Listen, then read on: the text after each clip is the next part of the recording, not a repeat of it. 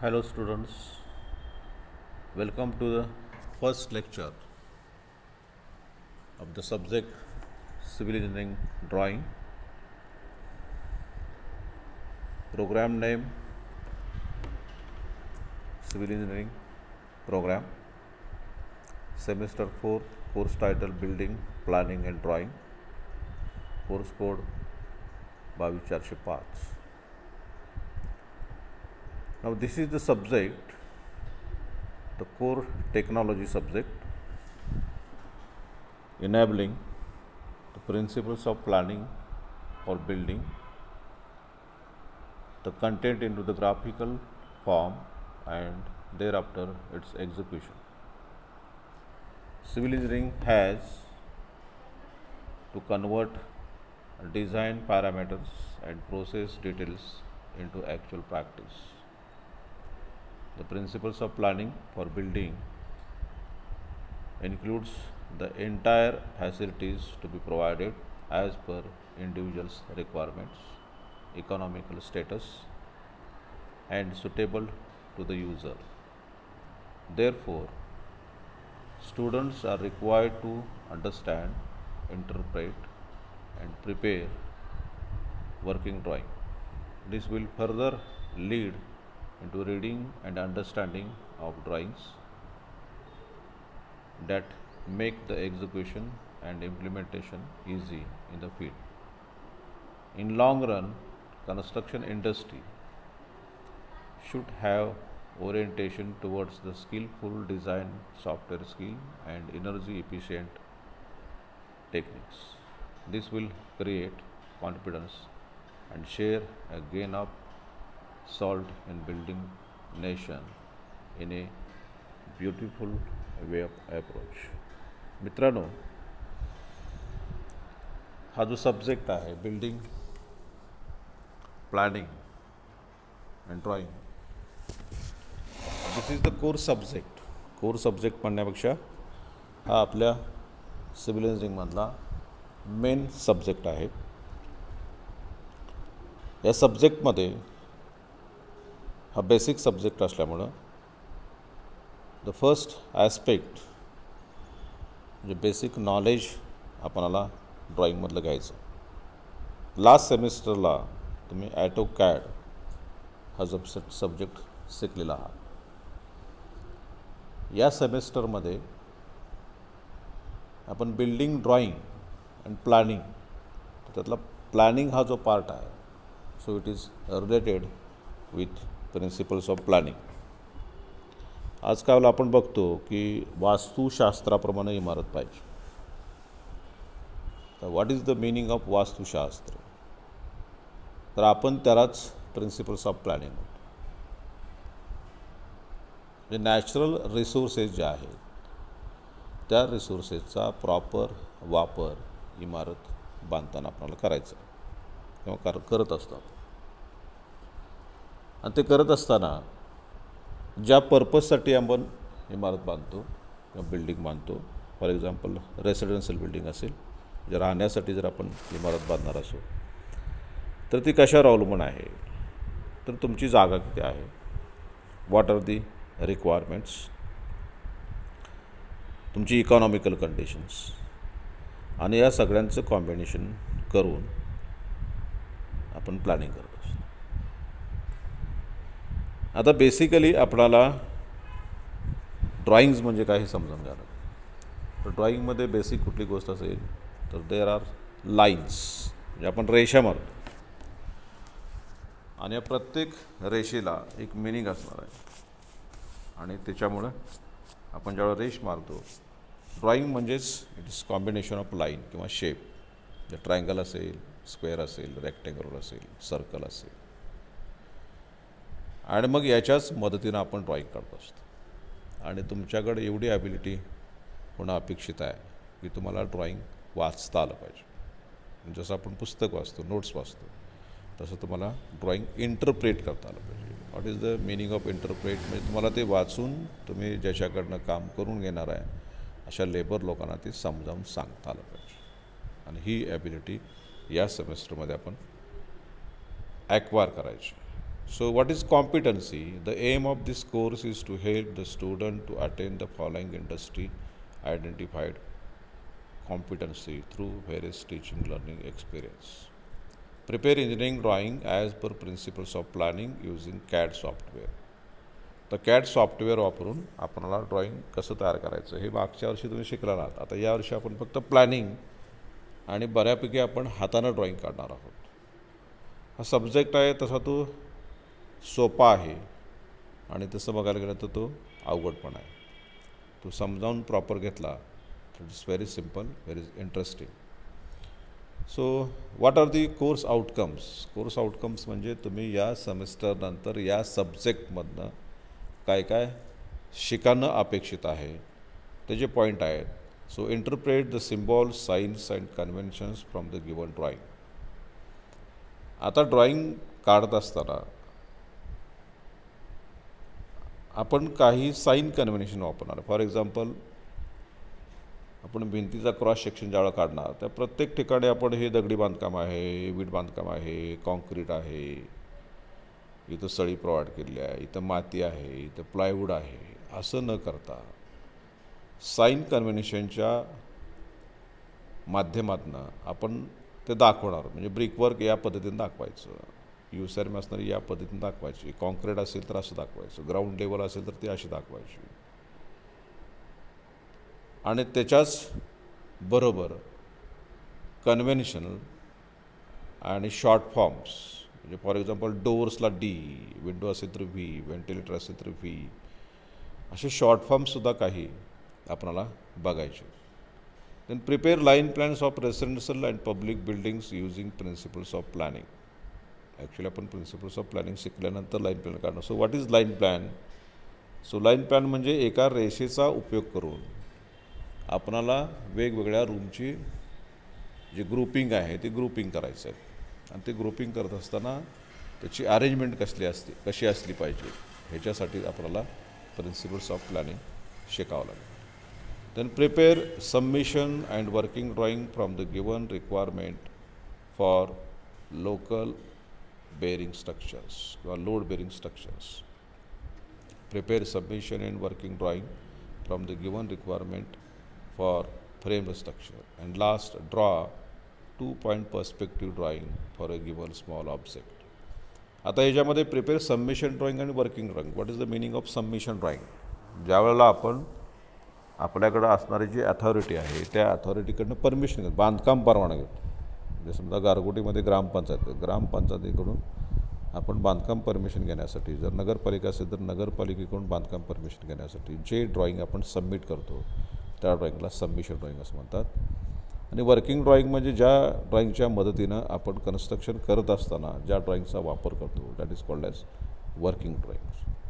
त्याचे डिटेल्स आहेत ते डिटेल्स आपण जसं चॅप्टर पुढं जाईल किंवा जसं तुमचा टॉपिक पुढं जातील त्याच्याप्रमाणे आपण बघणार आहोत. तर बेसिकली जे टर्मवर्क आहे सो प्रॅक्टिकल आउटकम्स. तर प्रॅक्टिकल आउटकम्स बघितलं तरी साधारणपणे तुम्हाला ड्रॉइंगमध्ये ऑलमोस्ट 4 ते 5 शीट्स आहेत, फुल एम्पिरिकल सेल शीट्स, आणि एक फील्डबुक आहे. आणि त्या फील्डबुकमध्ये तुम्हाला किंवा स्केचबुक तुम्ही प्रिपेअर करायचं आहे. त्या स्केचबुकमध्ये पहिला जो पार्ट असेल तो draw various types of lines, graphical symbols for materials, doors and windows, symbols for sanitary, water supply and electrical installation, and write abbreviation. Abbreviation म्हणजे तेच तुम्हाला सांगितलं की D for door, W for window, RCC असेल तर reinforced cement concrete म्हणतो. हे जे शॉर्ट फॉर्म आहेत, ॲब्रिवेशन्स आहेत, they are as per IS 962 1989. Then write summary of observations of all technical details from the given drawing 1/2 BHK obtained from the professional architect or civil engineer. It is a group activity of 4 students. म्हणजे 4 विद्यार्थ्यांनी काय करायचं आहे, एखाद्या existing बिल्डिंगचं किंवा एखाद्या professional आर्किटेक्टकडून एक drawing आणायचं आहे आणि त्या ड्रॉइंगच्या बद्दल तुम्ही माहिती द्यायची. म्हणजे त्या ड्रॉइंगमध्ये कुठल्या कुठल्या रूम्स आहेत, त्याचं प्लॅनिंग कसं केलं आहे, what are the sizes, what are the specification, म्हणजे कुठल्या पद्धतीचे दरवाजे आहेत, खिडक्या कुठल्या पद्धतीच्या आहेत, भिंती कुठल्या आहेत, आर सी सी असेल तर स्लॅब, लिंटल, ह्या ज्या गोष्टी आहेत या गोष्टी कुठं कुठं आहेत याबद्दलची माहिती तुम्हाला त्याच्यामध्ये लिहायची आहे. Then measure the units of existing building, load bearing frame structure, draw line plan of measured existing building at serial number 3 to 5 into suitable scale. आता म्हणजे ह्याच्यामध्ये काय करायचं आहे, तुम्हाला एक्झिस्टिंग बिल्डिंगचं मापं घ्यायचे आहेत आणि ती मापं घेऊन तुम्हाला ड्रॉईंग करणं अपेक्षित आहे. Then draw line plan of suitable scale, minimum 1 BHK with staircase, WC, bathroom, residential bungalow, minimum 3 plans, apartment minimum 2 plans. हे जे आहे थोडक्यात तुम्हाला त्या स्केचबुकमध्ये जे काही करायचं आहे ते या ठिकाणी शॉर्टमध्ये दिलेलं आहे. आणि फुल इम्पेरियल सायझेस शीट ज्या आहेत त्या शीट्स तुम्हाला साधारणपणे 4 ते 5 शीटा आहेत आणि त्या 5 शीट्स आपल्याला या सेमिस्टरमध्ये कंप्लीट करून पाहिजे. त्याच्यामध्ये रेसिडेन्शियल बिल्डिंग, लोड बेरिंग आणि फ्रेम स्ट्रक्चर. फ्रेम स्ट्रक्चर म्हणजे तुम्हाला माहिती आहे मागच्या वेळेला तुम्ही फ्रेम स्ट्रक्चरचं फाउंडेशन प्लॅन काढला BCUमध्ये, त्याचंच आपल्याला आता ड्रॉईंग तयार करायचं आहे. आणि ड्रॉईंग काढल्यानंतर फाउंडेशन प्लॅनसुद्धा हा सबमिशन ड्रॉईंगमधला किंवा वर्किंग ड्रॉईंगमधला पार्ट आणि पार्सल आहे. म्हणजे तेच आपल्याला काम या ठिकाणी थोडंसं डिटेल आणि समजावून घेऊन करायचं. पहिला जो टॉपिक आहे तुमचा या सेमिस्टर, मी जरा फास्ट घेतो आहे आज कारण रेकॉर्डिंग जास्त वेळा झालं तर तुमच्यापर्यंत पोचत नाही. So unit 1, so it is conventions and symbols. Draw the conventions, signs and symbols used in given civil engineering drawing. Explain the use of various types of lines in the given building drawing. Select relevant scale in given situation. Interpret the given drawings for the given civil structure. आता ह्याच्यामध्ये मी तुम्हाला थोड्या वेळापूर्वी एक 5-7 पानं तुम्हाला व्हॉट्सअपवरती पाठवले आहेत, ज्याच्यामध्ये साईन कन्व्हेन्शन जे आहेत वेगवेगळे ते कुठले कुठले आहेत, बिल्डिंगमध्ये, इलेक्ट्रिकल फिटिंगमध्ये, सॅनिटरीमध्ये, हे सगळं तुम्हाला पाठवलेलं आहे आणि हे तुम्ही स्केचबुकमध्ये काढणं अपेक्षित आहे. तर पहिल्यांदा ह्या आठवड्यामध्ये तुम्ही पहिल्यांदा सुरुवात करत असताना स्केचबुक तयार करायला सुरुवात करा. एक 50 पाने स्केचबुक घ्या आणि त्या स्केचबुकमध्ये ह्याच्याप्रमाणे करायचं. तर सेकंड जो टॉपिक आहे, so it is principles of planning. हा थेरॉटिकल पार्ट आहे. तुम्हाला पहिल्यांदा पुस्तकामधलं बघून लिहून काढायचं. मी तुम्हाला नोट्स देईनच त्याच्यामध्ये, पण बघून जर काढला तुम्ही बघून principles of planning, so it is aspect, prospect, orientation, grouping, privacy, elegance, flexibility, roominess, circulation, furniture requirements, sanitation and economy. So these are the principles of planning. Then space requirement and norms for minimum dimensions of different units in the residential and public building. ह्याचा अर्थ काय, तर minimum समजा bedroom असेल तर बेडरूमचा minimum size काय अपेक्षित आहे, किचन रूम असेल तर त्याचा मिनिमम साईज किती पाहिजे, लिव्हिंग रूम असेल तर त्याचा साईज किती पाहिजे, क्लासरूम कसे डिझाईन करायचे पब्लिकमध्ये. समजा एखादं थिएटर असेल तर थिएटरमध्ये बाल्कनी आपल्याला डिझाईन करायचं तर ती कशी करायची, नंबर ऑफ सॅनिटरी ब्लॉक किती असायला पाहिजे, नंबर ऑफ युरिनल्स किती असायला पाहिजे, एखादी शाळेचं प्लॅनिंग आपल्याला करायचं असेल तर स्टाफ रूमचा साईज काय असायला पाहिजे, प्रिन्सिपल केबिनचा काय असायला पाहिजे, लायब्ररीचा साईज काय असायला पाहिजे आणि वेगवेगळ्या लॅबोरेटरीचा साईजेस काय असायला पाहिजे, तर ते त्याच्यामध्ये येतील. Then rules and bylaws of sanctioning authorities for construction work. So plot area, built up area, super built up area, plinth area, carpet area, floor area and FAR किंवा फ्लोर एरिया रेशो, यालाच आपण FSI म्हणतो, that is floor space index. हे ज्यावेळा आपण drawing शिकणार आहोत त्यावेळा आपण बघू. Then line plans for residential building of minimum 3 rooms including WC, bath and staircase as per principles of planning. Then line plans for public building, school building, primary health center, restaurant, bank, post office, hostel, function hall and library. हा तुमचा second top आहे. Third topic जो आहे तो drawing of single storey load bearing residential building 2 BHK with staircase. यासाठी लागणारा जो data आहे तो developer plan, elevation, section, site plan, schedule of opening, construction notes with specifications. So what is the meaning of construction notes? तर त्या स्ट्रक्चरमध्ये आपण फाउंडेशनपासून वरच्या रूफ कवरिंगपर्यंत जे काही वापरलेलं आहे, म्हणजे for example bed concrete, UCR for foundation, plinth masonry, सुपरस्ट्रक्चरमधले मॅसनरी, प्लिंथ फिलिंगमधले इन्क्लुडिंग फ्लोरिंगपासून त्याच्या खालचा जो बेस आहे तो बेस, लिंटल, डोर्स, विंडोज, त्याचे सायजेस आणि थिकनेसेस, स्टेप्स असतील तर त्याच्या स्टेप्सचा राईज आणि ट्रेड, हे जे पार्ट्स आहेत हे पार्ट्स आपण त्या कन्स्ट्रक्शन नोट्समध्ये आपण घेत असतो. त्याच्यानंतर foundation plan of load bearing structure हे is already known to you in last semester. चौथा जो टॉपिक आहे तो तिसऱ्या प्रमाणाचा आहे, फक्त तो फ्रेम स्ट्रक्चर आहे, म्हणजे RCC फ्रेम स्ट्रक्चरचं आपल्याला प्लॅनिंग करायचं आणि त्याच्या सेट्स काढायचे. आणि लास्ट जो टॉपिक आहे, topic number 5, so explain the principles of perspective drawing in the given situation, apply the step wise procedure to draw perspective view of the given object, draw perspective drawing of the given object. What is perspective? Perspective म्हणजे आपण जे regular students आहेत त्यांना ड्रॉइंगमध्ये oblique view माहीत असेल. You know what is the meaning of plan, what is the meaning of elevation, what is the meaning of section, किंवा front elevation, side elevation, back elevation, किंवा left side elevation, right side elevation. तर पर्स्पेक्टिव्हमध्ये आपण imaginary drawing काढत असतो, ज्याच्या मदतीनं तो प्रोजेक्ट कंप्लीट झाल्यानंतर किंवा ती बिल्डिंग कंप्लीट झाल्यानंतर आपणाला ती कशी दिसते. जसं एखाद्या बिल्डिंगचा फोटो आपण बघतो, 3D बघतो, सेम तशा टाईपचं ड्रॉइंग त्याला आपण पर्स्पेक्टिव्ह म्हणतो. तर हा जो पॉईंट आहे किंवा हा जो टॉपिक आहे, so it is for 10 marks, 10 मार्काचा क्वेश्चन याच्यावरती पडतो.